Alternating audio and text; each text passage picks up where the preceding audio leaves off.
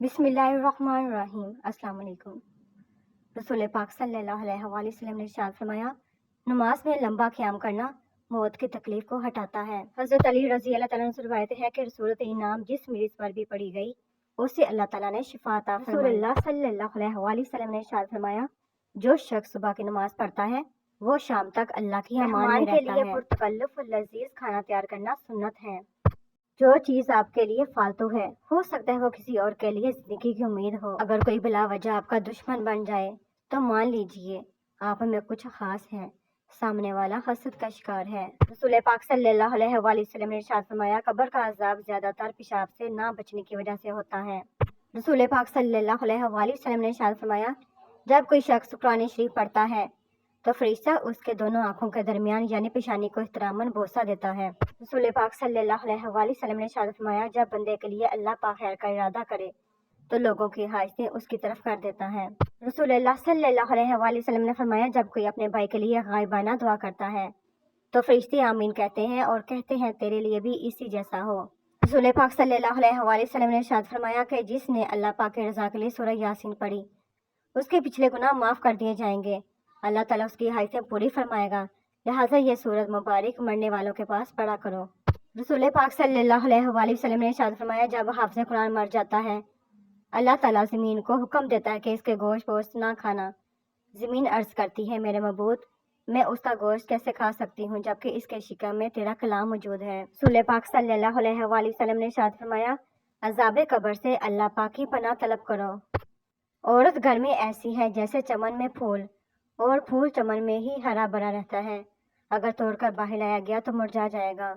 इसी तरह औरत का चमन इसका घर और इसके बाल बच्चे हैं, इसको बिला वजह बाहर ना लाओ वरना मुरझा जाएगी।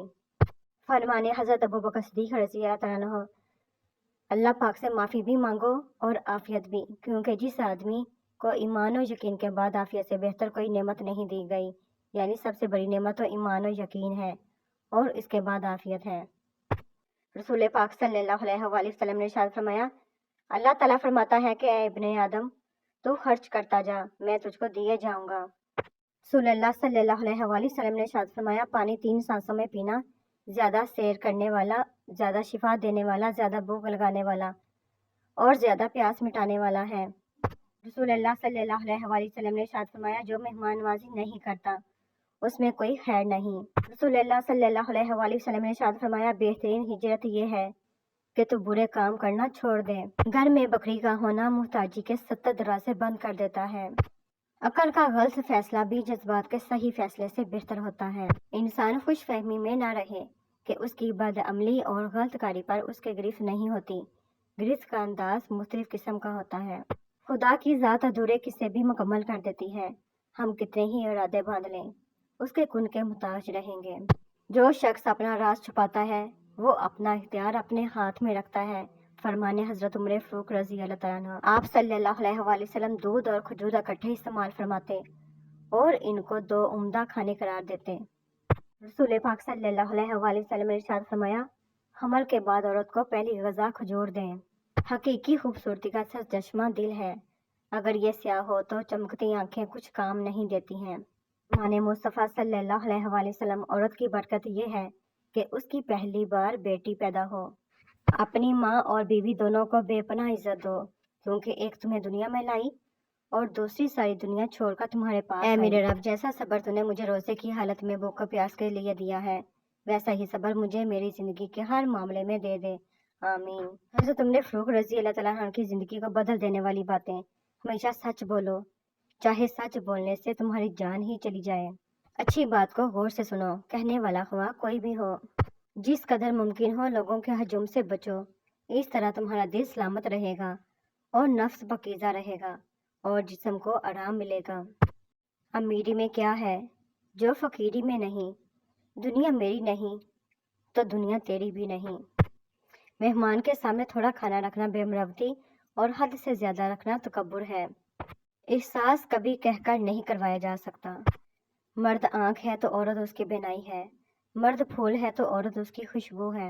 रसूल पाक सल्लल्लाहु अलैहि वसल्लम ने फरमाया, नमाज के लिए जब आओ तो दौड़ भागकर ना आओ, सुकून और इत्मीनान के साथ आओ। रसूल खुदा सल्लल्लाहु अलैहि वसल्लम का फरमान है, عقیق پہنو، کیونکہ جب تک انسان عقیق پہنے رکھے اسے کوئی دکھ اور غم نہیں پہنچے گا۔ نہ جانے کس موڑ پہ آ کے رک گئی ہے زندگی۔